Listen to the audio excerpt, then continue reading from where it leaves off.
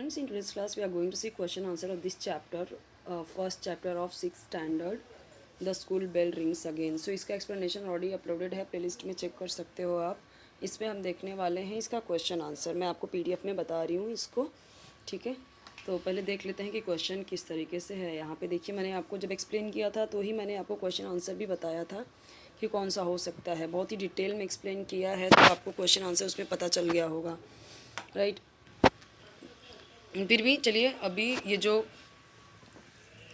आपका ऑब्जेक्टिव है और अदर क्वेश्चंस हैं, सबके आंसर्स हम पीडीएफ में देखने वाले हैं. यहाँ पे देखिए कई सारे क्वेश्चंस हैं आपके, ये सारे.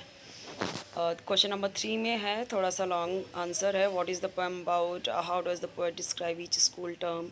चलिए देख लेते हैं इन सब का क्वेश्चन. बहुत ही इजी है, जैसे कि अब यहाँ पे देख सकते हो. What does the poem describe at the start.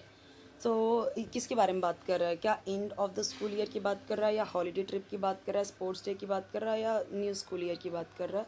तो न्यू स्कूल ईयर की बात कर रहा है ना. What does buckle up suggest in the poem? Sit quietly, wear a uniform, get ready for a journey, be careful. तो किसके बारे में बात कर रहा है? buckle up का मतलब क्या है यहाँ पे? तो यहाँ पे आप क्या कर रहे हो? buckle up मतलब get ready for a journey, है ना. Which grade are the students in? तो हमें पता है 6th grade, उसमें लिखा भी है clearly. What new things will be added to the learning mix? Games and songs, painting and drawing, difficult calculations and writing, dancing and singing. तो हमने clearly देखा था कि forms of writing, difficult calculations के बारे में बात की गई थी. How does the poet feel about each school term? Boring, tiring, exciting, fearful. इसमें से कुछ भी नहीं था, ये था एक्साइटिंग, ठीक है, क्लियरली उसमें लिखा था. अब आते हैं क्वेश्चन आंसर पे कि ये पोएम किसके बारे में. How does the poet describe each school term के बारे में कैसे डिस्क्राइब करता है. How was your first day in the school, आपका स्कूल का डे कैसा था, आप उसे 2 से 3 लाइन में बताओ. ये आप खुद से भी कर सकते हो. राइमिंग वर्ड आपको स्टार्ट करना, start, go, cracking and writing का. तो अभी देखो स्टार्ट का, यहाँ से देखो, ये आपको खुद करना होता है. राइमिंग वर्ड यहाँ से उठाना होता है. Start, part, go, no, 6 mix, writing, exciting, ठीक है, clan, can and cracking, Slaking. तो ईजिली आप लिख सकते हो किसका कौन सा है ढूंढ के, है ना. अब उसके बाद आते हैं complete the following tree diagram. Tree diagram है 2 new things you learn in grade 5. 2 चीज़ें जो आपने 5th स्टैंडर्ड में सीखी हैं. Poetic device, alliteration. अलिट्रेशन क्या है? फिगर ऑफ स्पीच होता है जहाँ पे सेम इनिशियल कॉन्सोनेंट रिपीट होता है, ठीक है.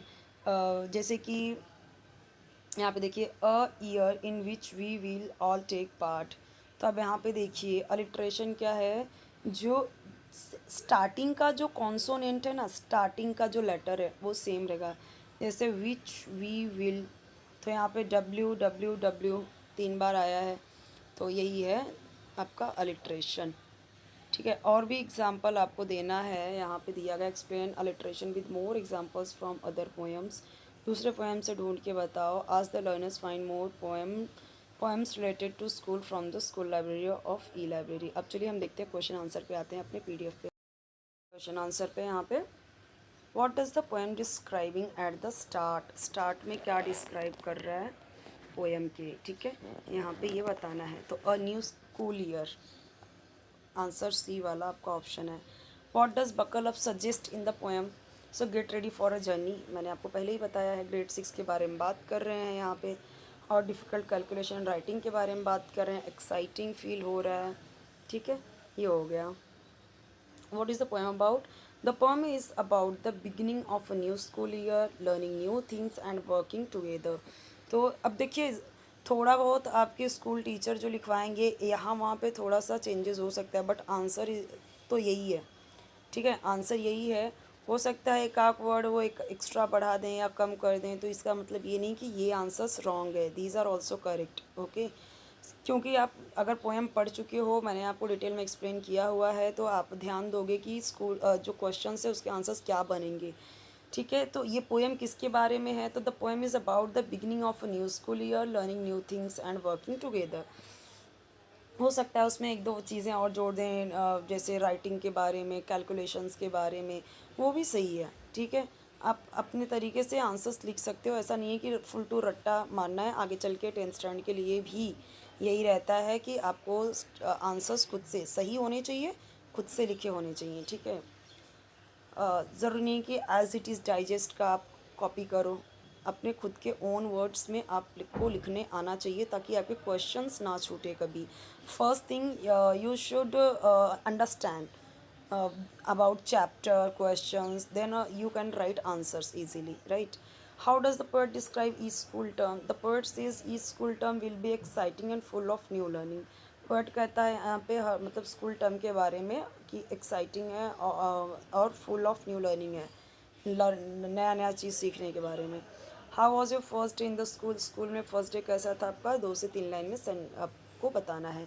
1 2 3 3 लाइन हो चुकी है।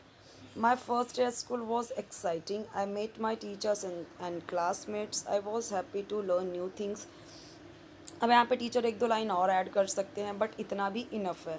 आप 2 3 लाइनें और ऐड कर सकते हो कि जैसे आपको कुछ बोरिंग लगा या कुछ एक्साइटिंग लगा, कुछ बहुत ही ज़्यादा मज़ेदार रहा, कोई फ्रेंड बहुत ही अच्छा रहा, कुछ चीज़ें आपने बहुत अच्छी देखी। सो आप खुद से वो लिख सकते हो बना के, ठीक है। अब यहाँ पे देखो आपका राइमिंग वर्ड आया, यहाँ पे राइमिंग वर्ड फर्स्ट का स्टार्ट का part, go no, cracking slacking, writing exciting, है ना। 2 new things you learn in grade 6, difficult calculations, forms of writing, 2 चीज़ें। उसमें 5th था ना आई थिंक, ओ वेट, ये वहाँ पे कैसा था ना कि 6 का ही आंसर दे दिया था मैंने बाय मिस्टेक नहीं, तो अभी यहाँ पे देखो मैंने करेक्ट आंसर दिया है क्योंकि वहाँ पे 6 के अकॉर्डिंग दिया था। तो अभी क्या सीखा था? 5th स्टैंडर्ड में आपको एक पोएम था what a bird thought, right? तो वहाँ से आपने क्या सीखा ये लिख सकते हो, we learn to think positively and use our imagination, ठीक है। ये हो गया एक तो ये। और फर्स्ट यहाँ पे क्या है, we learn to observe and understand nature. और भी जो पोएम है उसमें 5th स्टैंडर्ड में, उससे आपने क्या सीखा वो आप लिख सकते हो। उसके बाद एक क्वेश्चन है आपका अलिट्रेशन वाला, अलिट्रेशन भी आपको पोएम से ही ढूंढ के लिखना है, ठीक है। जैसे अभी 6 के भी कई सारे चैप्टर्स में पोएम है, वहाँ से ढूंढ के लिख लो अलिट्रेशन। मैंने आपको समझाया कि अलिट्रेशन कैसे होता है। तो जो इनिशियल लेटर होता है सेम सेम वही अलिट्रेशन होता है, ठीक है। वो हो जाएगा आपका। तो यहाँ पे ये हमारा क्वेश्चन आंसर का बता दिया मैंने आपको। नेक्स्ट वीडियो पहले एक्सप्लेन करूँगी मैं चैप्टर 2 एंड देन मैं उसका क्वेश्चन आंसर भी प्रोवाइड कर दूँगी, अपलोड कर दूँगी। और आपके हर एक सब्जेक्ट की वीडियोज़ में अपलोड करती जाऊँगी धीरे धीरे। जो भी आपको रिक्वायरमेंट है आप कमेंट करते जाइए।